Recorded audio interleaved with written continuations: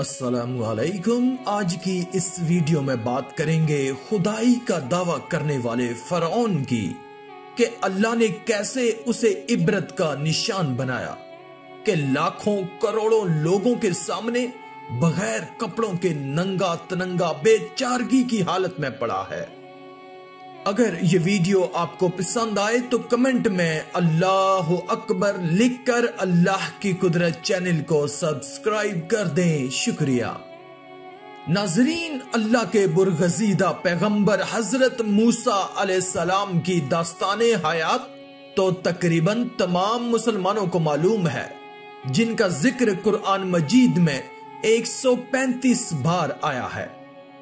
حضرت موسیٰ علیہ السلام بنی اسرائیل کو فرعون مصر کے مظالم سے بچا کر وہاں سے لے آئے تھے، اور اس دوران مصر کا یہ ظالم بادشاہ ڈوب کر ہلاک ہو گیا۔ تاہم یہ بھی ذہن میں رکھیے گا کہ فرعون اس دور کے مصر کے بادشاہوں کا لقب تھا، یعنی جو بھی بادشاہ بنتا اس کو فرعون کہا جاتا تھا۔ تورات اور انجیل میں بھی حضرت موسیٰ علیہ السلام کی زندگی کے حوالے سے فرعون کا ذکر موجود ہے، مگر کہیں بھی اس کا اصلی نام درج نہیں۔ قدیم مصر پر اس طرح 30 خاندانوں نے حکومت کی تھی، یعنی سینکڑوں فرعون مصر پر حکمرانی کرتے رہے۔ تو حضرت موسیٰ علیہ السلام کے عہد میں جو فرعون تھا اس کا کیا نام تھا؟ سن 1891 سے پہلے اس دنیا کا کوئی انسان یہ نہیں جانتا تھا کہ خدائی کا دعویٰ کرنے والے فرعونوں کی لاشوں کا کیا ہوا تھا، یا ان کی باقیات کہاں ہیں بھی یا نہیں۔ الہامی کتابوں تورات، انجیل اور قرآن پاک میں اس واقعے کا تفصیل سے ذکر ملتا ہے کہ حضرت موسیٰ علیہ السلام اور بنی اسرائیل کی قوم کا پیچھا کرتے ہوئے فرعون اپنی فوج سمیت پانی میں غرق ہو گیا تھا، جبکہ حضرت موسیٰ علیہ السلام اور ان کی قوم کو سمندر نے اللہ کے حکم سے گزرنے کا راستہ دے دیا تھا۔ اس کے بعد اس کا کیا ہوا تھا اس بارے میں تورات اور انجیل تو خاموش ہیں، لیکن قرآن پاک میں اس کے انجام کے بارے میں بہت ہی عجیب بات کہی گئی ہے، جس کی کسی کو سمجھ نہیں تھی اس کا مطلب کیا ہے۔ خود مسلمان بھی اس بات کو پڑھ کر آگے گزر جایا کرتے تھے، یہ سمجھے بغیر کہ اس بات کا اشارہ کس جانب ہے۔ سورہ یونس کی آیت نمبر 92 میں فرعون کے مرنے کے بعد اس کا انجام کچھ اس طرح فرمایا گیا ہے: پس ہم تیرے بدن کو سمندر سے نکال کر محفوظ کر لیں گے تاکہ تو بعد میں آنے والوں کے لیے عبرت بن جائے۔ یہ واقعہ آج سے 3500 سال پہلے پیش آیا تھا۔ فرعون کے ڈوب کر مرنے کے بعد سمندر نے اس کی لاش کو اللہ کے حکم سے باہر پھینک دیا، جبکہ باقی لشکر کا کوئی نام و نشان نہ ملا۔ مصریوں میں کسی شخص نے ساحل پر پڑی اس کی لاش کو پہچان کر اہل دربار کو بتایا۔ فرعون کی لاش کو محل پہنچایا گیا۔ درباریوں نے مسالے لگا کر اسے بڑی شان اور اہتمام کے ساتھ تابوت میں رکھ کر محفوظ کر دیا۔ تاہم حنوط کرنے کے عمل کے دوران ان سے ایک غلطی ہو گئی۔ فرعون سمندر میں ڈوب کر مرا تھا، اور مرنے کے بعد کچھ عرصے تک پانی میں رہنے کی وجہ سے اس کے جسم پر سمندری نمکیات کی ایک تہ جم گئی تھی۔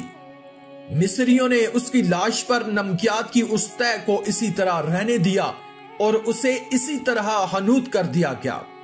وقت گزرتا رہا، زمین و آسمان نے بہت سے انقلاب دیکھے، جن کی گرد کے نیچے سب کچھ چھپ گیا، حتیٰ کہ فرعون کی حنوط شدہ لاشیں بھی زمین کی تہوں میں چھپ گئیں۔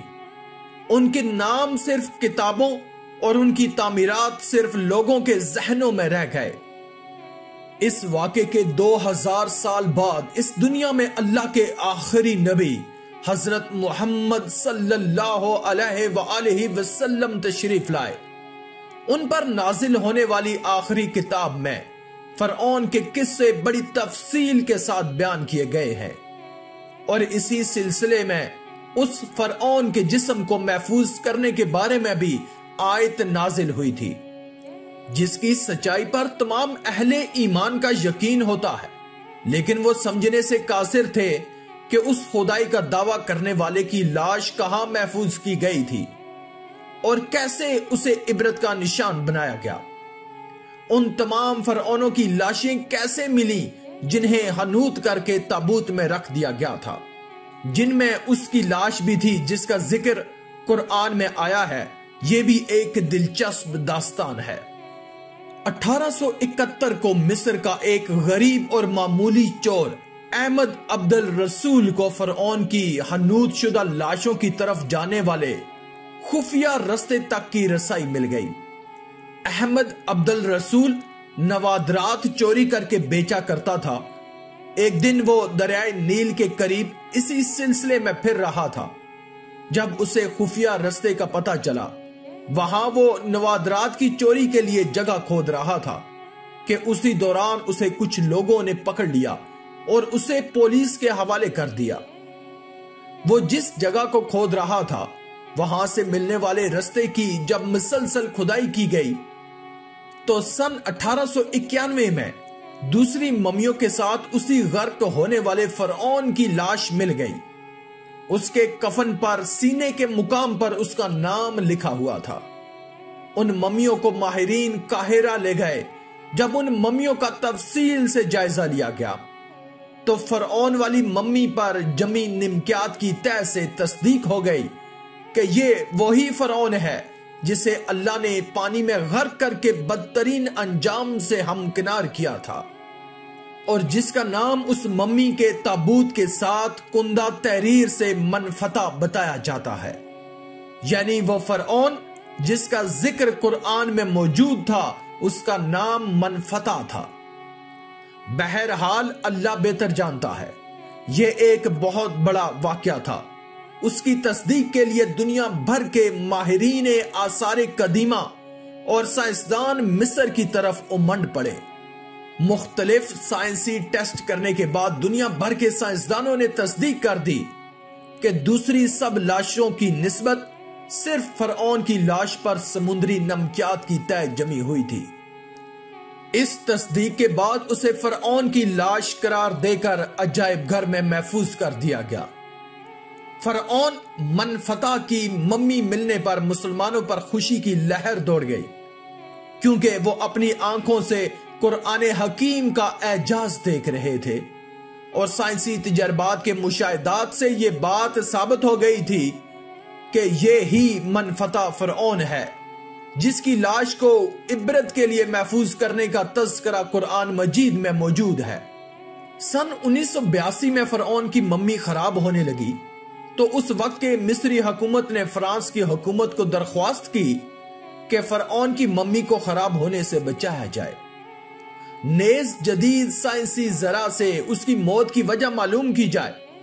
چنانچہ مصری اور فرانسیسی حکومت نے مل کر ممی کو فرانس لے جانے کا انتظام کیا۔ جب فرعون کی لاش کو فرانس پہنچایا گیا تو ایئرپورٹ پر اس دور کے فرانسیسی صدر بذات خود اور حکومت کے عہدیداران تمام وزراء اور فوجی افسران کے ساتھ استقبال کے لیے موجود تھے۔ فرعون کی لاش کا استقبال کسی عظیم اور زندہ بادشاہ کی طرح کیا گیا۔ فوجی دستوں نے اسے سلامی دی۔ فرعون کی ممی کو ماہرین ڈاکٹروں کی ٹیم کے حوالے کیا گیا۔ اس ٹیم کی سربراہی ڈاکٹر مورس کر رہے تھے۔ مائکروسکوپک ٹیسٹوں کے ذریعے سے ممی کے تمام اجزاء کا باریک بینی سے جائزہ لیا گیا تو یہ معلوم ہوا کہ اس کی لاش اور جسم میں سمندری ذرات ابھی تک موجود ہیں، اور موت کی وجہ بھی پانی میں ڈوبنے کی وجہ سے ہی ہوئی تھی۔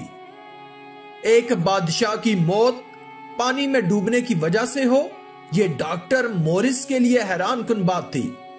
اس نے اس ممی کے بارے میں مزید جاننے کی کوشش کی تو اسے معلوم ہوا کہ بادشاہ کی موت کے حالات मुसलमानों के नबी हजरत मोहम्मद सल्लल्लाहु अलैहि वआलैहि वसल्लम पर उतरी हुई किताब कुरान मजीद में तफसील से दर्ज है।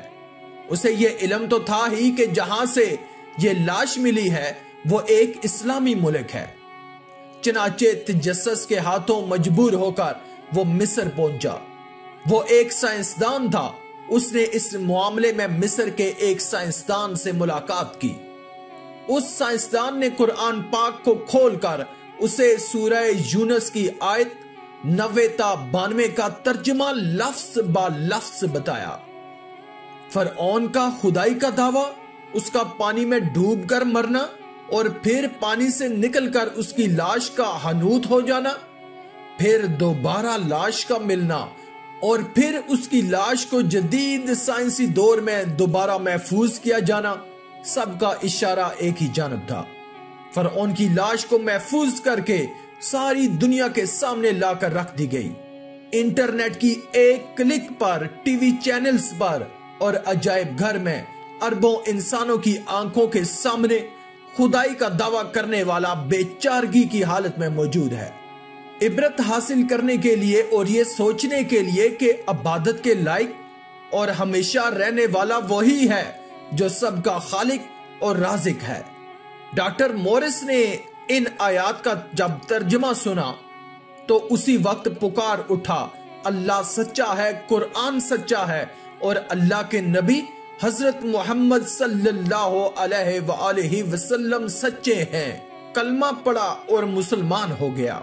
आखिर में अल्लाह रब्बुल इज्जत से दुआ है कि अल्लाह हमें नेक अमाल करने और बुराई से बचने और बचाने की तौफीक अता फरमाए। आमीन या रब्बल आलमीन। आज की इस वीडियो में था बस इतना ही। मजीद इस्लामी वीडियोस हासिल करने के लिए अल्लाह की कुदरत चैनल को सब्सक्राइब कर दें और साथ में मौजूद बेल के आइकन को दबाकर ऑल पर क्लिक कर दें। शुक्रिया।